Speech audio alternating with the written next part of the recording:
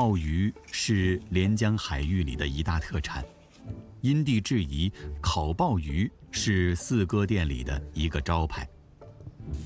鲍鱼被称为海味之王，这滨海小城里新鲜打捞上来的鲜美，得配上不抢风头的香料才行。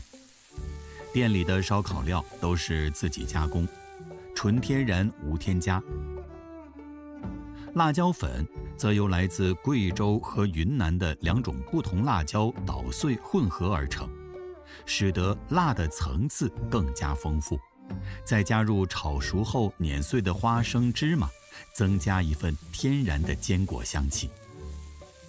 烤鲍鱼它就是这样子，我们的味道非常好，放进去了以后，本来的味道不会把它掩盖掉，但是它的味道又很好。